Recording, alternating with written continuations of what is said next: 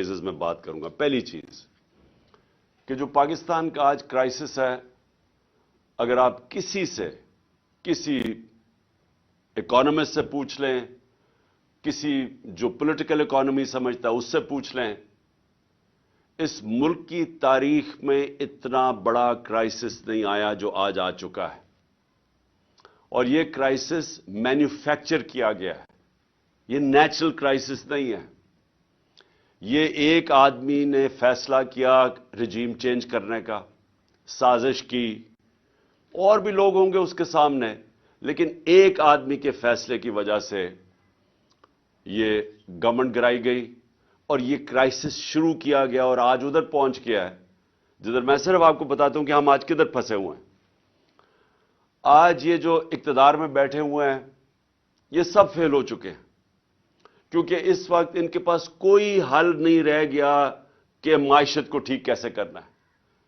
سب نے امید لگائی ہوئی ہے کہ کسی طرح کہیں سعودی عربیہ سے پیسے مل جائیں، یا ہمیں کوئی چائنا پیسے دے دے، یا ہم سیلاب کو بیچیں اور کسی طرح سیلاب سے پیسہ لے لیں.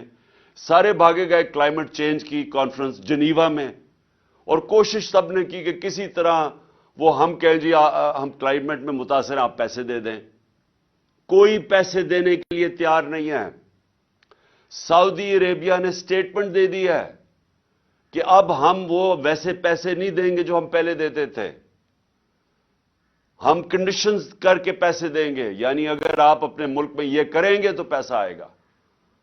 تو سارے جتنے 8 مہینے میں دنیا کے چکر لگا لیے ہیں، کبھی اتنے میں نے 3.5 سال میں اتنے دورے نہیں کیے جتنے شہباز شریف نے یہ 8-9 مہینے میں کر لیے ہیں.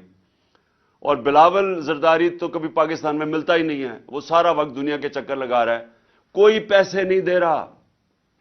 سو میں جو آپ سے آج بات کرنا چاہتا ہوں، پاکستان کدھر پھنس گیا؟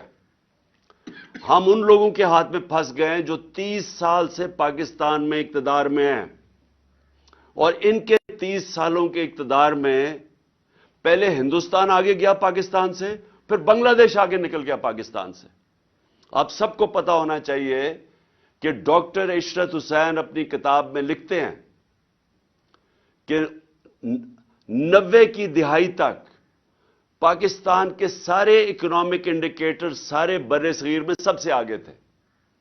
جب سے یہ 2 خاندان آئے ہیں، ان کی دولت میں مسلسل اضافہ ہوتا گیا، یہ پاکستان کے امیر ترین خاندان بن گئے ہیں اور ان کا پیسہ باہر پڑا ہے.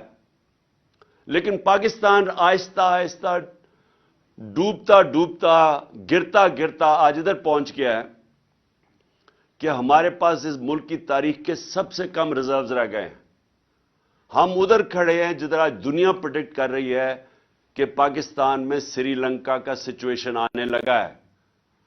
ہمارے آج وہ حال ہے، آج بزنس کمیونٹی سے پوچھیں کہ آج پاکستان کدھر کھڑا ہے. اس ملک کی تاریخ میں کوئی تصور نہیں کر سکتا تھا کہ ہم اتنا نیچے جا سکتے ہیں.